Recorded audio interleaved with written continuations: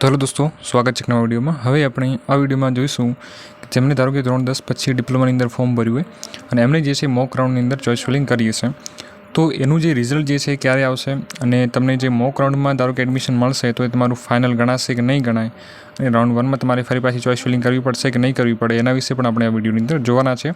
તો આ વિડીયો જે છે બહુ ઇમ્પોર્ટન્ટ છે, તમે ધ્યાનથી જે છે પૂરો વિડીયો જોજો તો તમને જે આના વિશે ખબર પડી જશે અને મોક રાઉન્ડનું રિઝલ્ટ ક્યારે આવવાનું છે, રાઉન્ડ 1 ક્યારે ચાલુ થશે, એની છેલ્લી તારીખ શું છે અને બધું તમને જે છે આ વિડીયોમાં ખબર પડી જશે। અને આગળથી જે તારીખ આપેલી છે એમાં અહીંયા તમે જોશો કે ભાઈ display of mock round result, તો એ જે છે તમારું 10 તારીખે છે, એટલે કે 10 જુલાઈ તમારું જે મોક રાઉન્ડનું જે રિઝલ્ટ જે છે આવી જશે। અને એના પછી તમારું જે ફાઇનલ મેરિટ આવવાનું છે, ફાઇનલ મેરિટ પણ તમારું 10 તારીખે જ આવવાનું છે। અને તમારું જે રાઉન્ડ 1 ચાલુ થવાનું છે અને રાઉન્ડ 1 માટેની જે ચોઇસ ફિલિંગ શરૂ થવાની છે એ તમારી ક્યારે થશે, એ તમારી 10 તારીખે જ એ સ્ટાર્ટ થઈ જશે, એટલે કે 10 તારીખથી લઈને 14 જુલાઈ સુધીમાં તમે જે છે રાઉન્ડ 1 માટેની ચોઇસ ફિલિંગ કરી શકશો। અને એનું તમને રિઝલ્ટ જે છે 17/7ના રોજ મળી જશે, રાઉન્ડ 1નું રિઝલ્ટ। ઓકે, અને રાઉન્ડ 1માં તમને જો એડમિશન મળશે તો એ તમે 17/7થી 21/7 સુધીમાં તમે એને કન્ફર્મ કરી શકશો। અને એના પછી કેટલી સીટો બાકી રહી એની પીડીએફ આવશે 24/7ના રોજ। ઓકે, અને જે નવા ફોર્મ જે સ્ટાર્ટ થશે એ 22 જુલાઈથી થવાના છે અને 22 તારીખે નવા ફોર્મ જે છે સ્ટાર્ટ થઈ જશે। તો હવે જે ઘણા બધાના જે મનમાં જે છે પ્રશ્ન છે કે ભાઈ મોક રાઉન્ડમાં જે એડમિશન મળે છે તો એ ફાઇનલ ગણાય કે નથી ગણાતું, તો જો અહીંયા ક્લિયર કરી દો કે જે મોક રાઉન્ડમાં ધારો કે જો તમને એડમિશન મળશે તો એ તમારું ફાઇનલ ગણાતું નથી। મતલબ ધારો કે માની લો તમને ગવર્મેન્ટ પોલિટેકનિક અમદાવાદમાં મળ્યું અને તમે એવું સમજી લો કે ભાઈ મને એડમિશન મળી ગયું, તો એ તમારી ભૂલ છે। ઓકે, મતલબ મોક રાઉન્ડમાં ધારો કે જે પણ તમને કોલેજમાં એડમિશન મળશે એ તમારું ફાઇનલ ગણાતું નથી, એટલે એ તમારું મતલબ એડમિશન ગણાશે જ નહીં। ઓકે, એટલે આનો જે જવાબ છે કે ભાઈ મોક રાઉન્ડમાં એડમિશન તમારું જે છે ફાઇનલ ગણાય કે નહીં ગણાય, તો તમારું ફાઇનલ ગણાતું નથી। કેમ નથી ગણાતું? તો કે જે મોક રાઉન્ડ છે એ એના માટે કરીને હોય છે કે તમને ચોઇસ ફિલિંગ કરતાં આવડે, તમને પ્રોસેસની ખબર પડે, બરાબર, એના માટે કરીને મોક રાઉન્ડ હોય છે। તમને ચોઇસ ફિલિંગ કરતાં આવડે અને એનું રિઝલ્ટ આવે એટલે તમને ખબર પડે કે મોક રાઉન્ડનું રિઝલ્ટ આ રીતનું આવ્યું છે, એ રીતનું આપણું રાઉન્ડ 1નું રિઝલ્ટ આવશે। ઘણા બધાને એવું છે કે અમે ધારો કે મોક રાઉન્ડમાં ચોઇસ ફિલિંગ કરી છે તો અમારે રાઉન્ડ 1માં પાછી ફરીથી કરવી પડશે કે નહીં કરવી પડે? તો જો તમે જે છે તમારે હાલ તમે જે મોક રાઉન્ડમાં ચોઇસ ફિલિંગ કરી છે એની યસ તમારે રાઉન્ડ 1માં પણ રહેશે। અને ધારો કે જો તમારે નવી ચોઇસ અંદર એડ કરવી છે તો પણ તમે રાઉન્ડ 1માં કરી શકો છો। એવું નથી કે તમારી જે છે હાલની ચોઇસ બધી ડિલીટ થઈ જશે, એવું નહીં।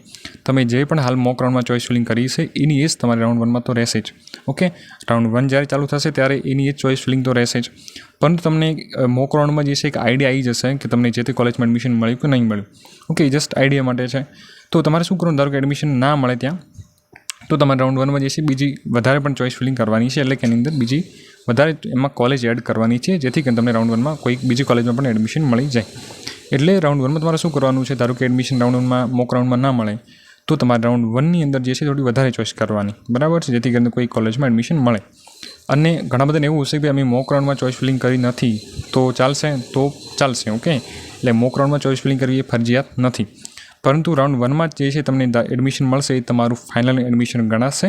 અને એના માટે કરીને તમારે જે છે રાઉન્ડ 1માં વધારે ચોઇસ ફિલિંગ કરવી, જેથી કરીને તમને કોઈ એક કોલેજમાં એડમિશન મળી જાય। ઓકે, હવે ચોઇસ ફિલિંગ કરીને કરવાની છે એ જે છે આપણે રાઉન્ડ 1ની જ્યારે પણ પ્રોસેસ આવશે ત્યારે હું તમને ફરીથી સમજાવીશ, જેમ મેં તમને મોક રાઉન્ડમાં સમજાવ્યું હતું એ રીતનું। ઓકે, અને જ્યારે પણ મોક રાઉન્ડનું રિઝલ્ટ આવશે ત્યારે હું તમને અલગ વિડીયોમાં સમજાવીશ। ઓકે, તો ઘણા બધા ડાઉટ હતા કે ભાઈ મોક રાઉન્ડમાં એડમિશન મળશે એ ફાઇનલ ગણાશે કે નહીં ગણાય, તો ફાઇનલ નહીં ગણાય। રાઉન્ડ 1માં તમને જે પણ એડમિશન મળશે એ તમારું ફાઇનલ ગણાશે। અને મોક રાઉન્ડની જે ચોઇસ ફિલિંગ છે એની એજ તમે રાઉન્ડ 1માં રાખી શકો છો અને એને ડિલીટ પણ કરી શકો છો, એમાં સુધારો વધારો પણ કરી શકો છો। જેટલું જે પણ તમારે કરવું એ બધું તમે રાઉન્ડ 1ની ચોઇસ ફિલિંગની અંદર તમે વધારે એડ કરી શકો છો, ડિલીટ કરી શકો છો અને અપડાઉન કરી શકો છો। જે પણ તમારે કરવું તમે રાઉન્ડ 1માં ફરીથી પાછી ચોઇસ ફિલિંગ કરવી છે તો પણ તમે કરી શકશો। ઓકે, અને જેમ એઝ ઇટ ઇઝ રાખવી છે મોક રાઉન્ડની જેમ તો પણ તમે રાખી શકો છો, એવું કંઈ છે નહીં। જો એ પણ અમુકને પ્રોબ્લેમ હશે કે અમે મોક રાઉન્ડમાં જે છે અમે જે ચોઇસ ફિલિંગ હતી એને અમે લોક કરી દીધી હતી, તો શું રાઉન્ડ 1માં અમે ફરી ચોઇસ ફિલિંગ કરી શકીશું? તો પણ તમે કરી શકશો। એ રાઉન્ડ 1માં તમારી જે છે એ મોક રાઉન્ડની ચોઇસ ફિલિંગ એ અનલોક થઈ જશે, એટલે એનું પણ ટેન્શન કરવાની જરૂર નથી। હાલ તમે ભલે લોક કરી દીધું હોય મોક રાઉન્ડની અંદર, પણ તમારો રાઉન્ડ 1 ચાલુ થશે એની અંદર એ અનલોક ઓટોમેટિક થઈ જશે। ઓકે, અને તમારી જે છે રાઉન્ડ 1 દરમિયાન પણ એને લોક કરવાની નથી, જેથી કરીને તમે એમાં સુધારો વધારો એટલે કે એની એડિટ કરી શકો છો। લોક કર્યા પછી શું થાય છે કે એમાં તમે વધારે બીજી ચોઇસ ફિલિંગ તમારે પછી એડ કરવી હોય તો તમે એમાં કરી શકતા નથી। ઓકે, તમારે એને જે છે લોક કરવાની નથી। તો આઈ હોપ કે તમને જે તમારા પ્રોબ્લેમનું સોલ્યુશન જે છે મળ્યું છે। ઘણા બધાને પ્રશ્ન હતો એટલે આ વિડીયો આપણે બનાવ્યો છે। તો ચેનલને સબસ્ક્રાઈબ ખાસ કરી લેજો, જ્યારે પણ મોક રાઉન્ડનું રિઝલ્ટ આવશે અને ફાઇનલ મેરિટ આવશે અને રાઉન્ડ 1 તમારો ચાલુ થશે એટલે ફરીથી આપણે વિડીયો બનાવી દઈશું। તો ચેનલને સબસ્ક્રાઈબ ખાસ કરી લેજો અને વોટ્સએપ ગ્રુપની અંદર જોડાઈ જજો. એની લિંક મેં ડિસ્ક્રિપ્શનની અંદર આપેલી છે, જેથી કરીને તમને જે છે એની અપડેટ મળતી રહે. અને 22 તારીખે જે છે નવા ફોર્મ શરૂ થવાના છે. તો જેમને પણ ફોર્મ બાકી હોય, ધારો કે એમને રિપીટર એક્ઝામ આપવી હોય કે ના આપવી હોય, કે ધારો કે આગળ ફોર્મ જ એમને ના ભર્યું હોય, તો પણ બધા લોકો ફરીથી નવું ફોર્મ જે છે 22 જુલાઈથી ભરી શકશે ધોરણ 10ના બેઝ પર. ઓકે, તો એ નવા ફોર્મ સ્ટાર્ટ તમારા 22 જુલાઈથી થઈ જશે. ઓકે, તો બધી માહિતી મેળવવા માટે તમે ચેનલને સબસ્ક્રાઈબ ખાસ કરી લેજો અને વોટ્સએપ ગ્રુપની અંદર જોડાઈ જજો. તો મળીએ નેક્સ્ટ વિડીયોમાં. ત્યાં સુધી જય હિન્દ, જય ભારત.